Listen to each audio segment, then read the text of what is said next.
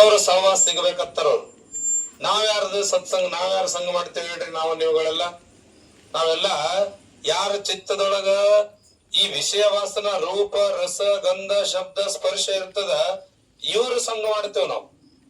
ಮತ್ತ ಅವ್ ಏನ್ ಮಾಡ್ತಾವ ಅಂದ್ರ ತಗೊಂಡೋಗಿ ನಮ್ಮನ್ನ ಅವು ಏನ್ ಮಾಡ್ತಾವ್? ಅಕಾಲಿಕ ಮೃತ್ಯುವನ್ನ ಮಾಡ್ತಾವ್.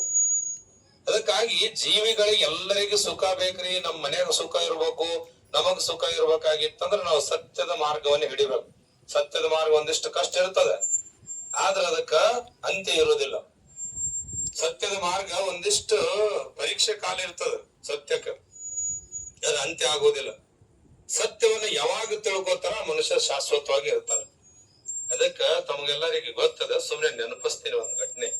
ಸತ್ಯ ಹರಿಶ್ಚಂದ್ರ ಅಂತ ಆಗ್ಬೋದ್ರು, ತಾರಾಮತಿ ಅಂಡ್ ಸತ್ಯ ಹರಿಶ್ಚಂದ್ರ. ಅವ್ರಿಬ್ರು ಬಹಳ ಸಾತ್ವಿಕಿದ್ರು, ಜ್ಞಾನಿಗಳಿದ್ರು. ಒಂದು ದಿನ ಏನಾಗ್ತದ ಅಂತ ಹೇಳಿದ್ರ, ಕನಸು ಬಿದ್ದಿರ್ತದ ರಾಜ ಹರಿಶ್ಚಂದ್ರ. ಕನಸಿನೊಳಗ ಅವ್ರು ಸಾಮ್ರಾಜ್ಯವನ್ನ ದಾನ ಮಾಡಿಬಿಟ್ಟಿರ್ತಾರ. ಕನಸಿನೊಳಗ ದಾನ ಮಾಡಿರ್ತಾರ. ಕನಸಿನೊಳಗ ದಾನ ಮಾಡಿರುವಂತ ಸಾಮ್ರಾಜ್ಯ ಈಗ ಏನಪ್ಪಾ ಅನ್ನೋದ್ರ ಬೆಳಿಗ್ಗೆ ಎದ್ದು ನೋಡಿದ್ರ ಯಾರ ಕನಸಿನೊಳಗ ಯಾರಿಗ ದಾನ ಮಾಡಿದ್ರಲ್ಲ ಅವ್ರು ಬಾಗಲ ಎದುರುಗಡೆ ಬಂದ್ ನಿಂತಿರ್ತಾರ. ಆಶ್ಚರ್ಯ. ಅವರು ಯಾರಿಗ ದಾನ ಮಾಡಿದ್ರು, ಯಾರು ದಾನ ತಗೊಂಡಿದ್ರಲ್ಲ ಅವ್ರ ಬಾಗಿಲು ಬಂದ್ ನಿಂತಿರ್ತಾರ. ತಾವು ಆಶ್ಚರ್ಯ ಪಡಬಹುದು. ಆ ವ್ಯಕ್ತಿ ಬಂದ್ ಹೇಳ್ತಾರ, ಮಹಾರಾಜ್ ನೀವ್ ಏನ್ ರಾತ್ರಿ ಕನಸಿನೊಳಗ ದಾನ ಕೊಟ್ರಲ್ಲ ಅದ್ರ ನಿಜವಾಗ್ಲೂ ಕೊಟ್ಟು ಬಿಡ್ರಿ ಅಂದ್ರು. ನಾವ್ ಕೊಡ್ತಿದ್ದೇವನ್ರಿ? ನಾವು ನೀವು ಆಲೋಚನೆ ಮಾಡೋ. ನಾವು ಅಲ್ರಿ ಕನಸಿನೊಳಗ ಕೊಟ್ಟಿದ್ದ ದಾನ ಯಾರ ಸತ್ಯ ಕೊಡ್ತಾರೇನ್ರಿ? ತೆಲಿಗಿಲಿ ಕೆಟ್ಟೈತೆ ನಿಮಗ್ ನತ್ತಿದ್ದೇವ್ ನಾವು. ಅದ್ರ ಮಹಾರಾಜ ಸತ್ಯವನ್ನು ತಿಳ್ಕೊಂಡಿದ್ದರು. ಸತ್ಯವನ್ನು ತಿಳ್ಕೊಂಡಿದ್ರಮ್ಮ ಒಂದು ಕ್ಷಣನೂ ಆಲೋಚನೆ ಮಾಡ್ಲಿಲ್ಲ.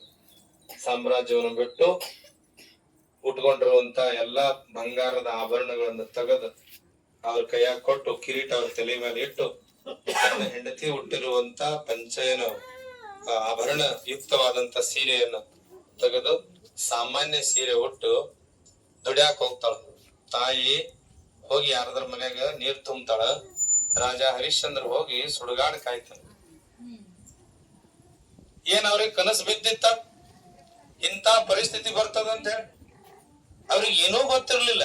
ನಾವಾದ್ರೆ ಕೊಡತಿರ್ಲಿಲ್ಲ ಬಿಡ್ರಿ, ನಮ್ಮ ವಿಚಾರ ಬಿಡ್ರಿ. ನಾವು ಸಂಸಾರಿಗಳು, ನಾವೇನ್ರಿ, ನಾವ್ ಒಂದ್ ಪಕ್ಷಿ ಜ್ವಾಳ ಕೊಟ್ರೆ ಬಾಳ ಕೊಟ್ಟೆ ಅಂತೀವ್ ನಾವು. ನಮ್ಮ ಹಣೆ ಬರ ಹೆಂಗಿರ್ತೈತಿ ಅಂದ್ರ, ಕೊಟ್ಟಿನೂ ನಮಗ್ ಸಂತೋಷ ಇಲ್ಲ. ಮಾಡಿ ಮಾಡಿ ಕೆಟ್ಟರೋ ಮನವಿಲ್ಲದೆ, ನೀಡಿ ಕೆಟ್ಟರೋ ನಿಜವಿಲ್ಲದೆ, ಮಾಡುವ ನೀಡುವ ನಿಜ ಗುಣವೆಲ್ಲೊಳೆದು ಕೂಡಿಕೊಂಬರಪ್ಪ ನಮ್ಮ ಕೂಡಲ ಸಂಗಮ ದೇವ. ನಾವೇನ್ ಮಾಡ್ತೇವ ಅಂದ್ರ, ನಾವು ಕೊಟ್ಟಿದ್ನು ಚಂದಾಗಿ ಖುಷಿಲೇ ಕೊಡುದಿಲ್ಲ. ಗಂಡ ದಿನಕ್ಕೆ ಕಾಯಕ್ ಹೋಗ್ತಾರ ಗೋರ್ಮಟ್ಟಿ ಒಳಗ. ಗಂಡ ದಿನಕ್ಕೆ ಕಾಯಕ್ ಹೋಗ್ತಾರ, ಅಗಾತೀನಿ ಅಂತಾರ. ಕೊಟ್ಟು ಬಿಟ್ರೆ ನೀ ಎಷ್ಟ್ ನೀಡಿ ಬಿಟ್ರಲ್ಲ ಅಂತಾರ. ಹೀಗೆ ನೀಡುವುದು, ಹೀಗೆ ಕೊಡುವುದು ಪಾಪದ ಕೆಲಸದು. ಆಗ ರಾಜ ಹರಿಶ್ಚಂದ್ರ ಹಾಗೇನ್ ಮಾಡ್ಲಿಲ್ಲ. ವಿಧಿ ಆಟ ಪ್ರಾರಬ್ಧ ಅಂತ ಆಗ್ಲಿ ಮಹಾರಾಜರು ಹೇಳಿದ್ರು. ನಮ್ಮ ಹಣೆ ಬರದೊಳಗೆ ಏನ್ ಬರದಿರ್ತದ ಅನ್ನೋದು ನಮ್ಮನ್ನ ಯಾರಿಗೂ ಗೊತ್ತಿಲ್ಲ. ಸುಮ್ನೆ ನಾವು ಒಂದು ನಾಟಕ ಮಾಡ್ತಿರ್ತೇವೆ. ಆ ನಾಟಕ ಮಾಡುವಂತ ಸಮಯದೊಳಗೆ ಏನ್ ಆಗ್ತದ, ಈ ಮಕ್ಕಳು ಸಣ್ಣ ಹುಡುಗರು ನೋಡ್ರಲ್ಲ, ಸಣ್ಣ ಹುಡುಗರು, ನಾವ್ ಸಣ್ಣವ್ರಿದ್ದಾಗ ನೀವು ಸಣ್ಣವ್ರಿದ್ದಾಗ ಎಲ್ಲ ಆಡಿರಿ. ಏನ್ ಮಾಡ್ತಿದ್ರು ನಾವು? ಸಣ್ಣ ಹುಡುಗರು ಇದ್ದಾಗ ಒಂದಿಷ್ಟು ಮನಿ ಮಾಡಿ, ಎಲ್ಲ ರೊಟ್ಟಿ ಮಾಡಿ, ಪಲ್ಯ ಮಾಡಿ, ಆ ಕಡೆ ಬೀಗರು ಬಂದ್ರು, ಈ ಕಡೆ ಹುಡುಗಿನವ್ರು ಬಂದ್ರು, ಅವ್ರಿಗೆ ಮದ್ವೆ ಮಾಡಿಸಿ ಅವ್ರೆಲ್ಲಾ ಮಾಡ್ತಿರ್ತಾರ ಸಣ್ಣ ಹುಡುಗರು. ಯಾರೋ ಬಂದ್ರು, ಅವು ಕರ್ಲಂದ್ರೆ ಏನ್ ಮಾಡಕತ್ತಿರೋ ಅಂತ ಹೇಳೋಣ, ಎಲ್ಲಾ ಕೆಡಿಸಿ ಹೊಡೋಗ್ಬಿಡ್ತಾರ. ಅಲ್ಲಿ ತನ ಮಾಡಿರ್ಲಿಲ್ಲೇನ್ರ ಅವ್ರು? ಮಾಡಿದ್ರು. ಅಲ್ಲಿ ತನ ಅವರು ಸಹ ಸಂಸಾರ ಮಾಡಿದ್ರು, ಮನಿ ಕಟ್ಟಿದ್ರು, ಗಾಡಿ ನಿಲ್ಸಿದ್ರು, ಎತ್ಗೊಳ್ ಕಟ್ಟ್ಯಾರ, ದನಗೊಳ್ ಕಟ್ಟ್ಯಾರ. ಅವ್ರನ್ನು ಸಹ ಕಲ್ಪನೆ ಮಾಡಿ ಒಂದು ಮದ್ವೆ ಮಾಡ್ಯಾರ. ಆ ಕಡೆ ಕಲ್ಲನ್ನ ಇಟ್ಟಾರ, ಈ ಕಡೆ ಬೀಗ ಅಂತ ಈ ಕಡೆ 4-5 ಕಲ್ಲು ಇಟ್ಟಾರ. ಇವ್ರ ಮದುವೆ ಮಕ್ಕಳ ಕಡೆಯವ್ರಂತ ಈ ಕಡೆ ಇಟ್ಟಾರ. ಇಷ್ಟೆಲ್ಲಾ ಮತ್ ರೊಟ್ಟಿ ಅಂತ ಹೇಳಿ ಎಲಿಗಳನ್ನ ತಗೊಂಡೋಗಿ ಇಟ್ಟಾರ. ಇಷ್ಟೆಲ್ಲಾ ನಾಟಕ ನಡೆದಿತ್ತು. ಅವಾಗ ಯಾವಾಗ ಅವ್ವ ಬರ್ತಿಲ್ಲ ಅಂತ ಹೇಳಿ ಕೂಗಿದ್ರು, ಅವಾಗ ಕೆಡಿಸಿ ಹೋಗ್ಬಿಟ್ರು. ಈಗ ಅವ್ರಿಗೆ ನಮ್ದು ಸಂಸಾರ ಕೆಡತ್ತಂತೇನ್ರಿ ದುಃಖ ಐತೇನ್ರಿ? ಇಲ್ಲ. ಕೆಡಿಸಿ ಓಡೋಗ್ಬಿಟ್ರು. ಕೆಡಿಸಿ ಅವ್ ಕಲ್ಲುಗಳನ್ನ ಅಲ್ಲೇ ಬಿಟ್ಟು ಓಡೋದ್ರು. ಒಂದ್ ದಿವ್ಸ ಅವ್ರು ನೆನೆಸ್ಕೊಳ್ಳಿಲ್ಲ ನಮ್ ಸಂಸಾರ ಕೆಡತ್ತಂತ ಹೇಳಿ. ಹಂಗ ನಾವು ಆಟ ಆಡಕ ಬಂದಿವಿ. ಆ ಪರಬ್ರಹ್ಮ ವಸ್ತುವಿನ ಅಧೀನದೊಳಗೆ ನಾವು ಆಟ ಆಡಕ್ ಬಂದವರು. ಈ ಪ್ರಕೃತಿಯಲ್ಲಿ ರೂಪ ರಸ ಗಂಧ ಶಬ್ದ ಸ್ಪರ್ಶ 5 ರೂಪಾಯಿ ಸಂಸಾರ ಇದು. 1 ರೂಪಾಯಿ ಯಾವ್ದ್ರಿ? ರೂಪ. ಕಣ್ಣು ಏನ್ ನೋಡ್ತದ ಇದು ರೂಪ ಏನ್ರಿ? ಇದು ರಸ ಅಂದ್ರೆ ನಾಲಿಗೆ, ಏನ ರಸ ತಗೋತದ ನಾಲಿಗೆ, ಇದೇ ಸತ್ಯ.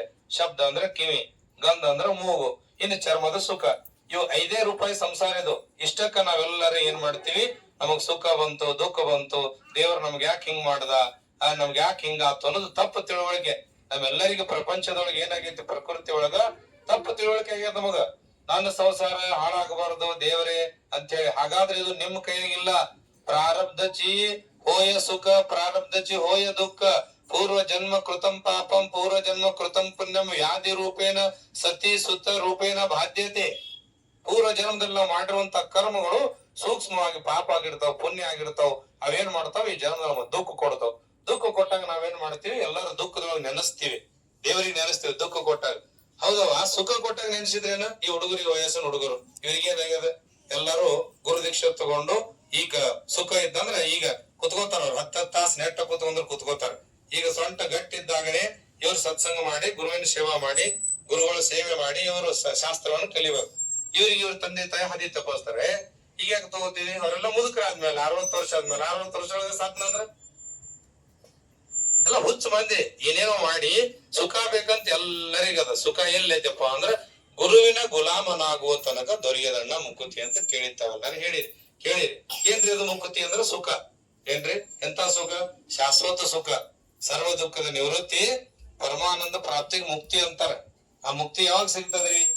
ಮನ್ಯಾಗ ಕೂತ್ರ ಸಿಗ್ತದೇನೋ? ಮನ್ಯಾಗ ಕೂತ್ರ ಸಿಗೋದಿಲ್ರಿ ಅದು. ಗುರುವಿನ ಹತ್ರ ಹೋಗ್ಬೇಕು, ಹಿಂಗ ಸತ್ಸಂಗ ಮಾಡ್ಬೇಕು, ಅವಾಗ ಸುಖ ಸಿಗ್ತದ. ಅವಾಗ ರಾಜ ಹರಿಶ್ಚಂದ್ರ ಒಂದಿಷ್ಟು ಕಿಂಚಿತ್ತೂ ದುಃಖ ಪಡ್ಲಿಲ್ಲ. ನಾವ್ ಏನೇನೋ ಮಾಡ್ತಿದ್ದೆವು, ಮಕ್ಕಳ ಮನೆಯವ್ರಿಗೂ ಬೈತಿದ್ದೇವ್ ನಾವು.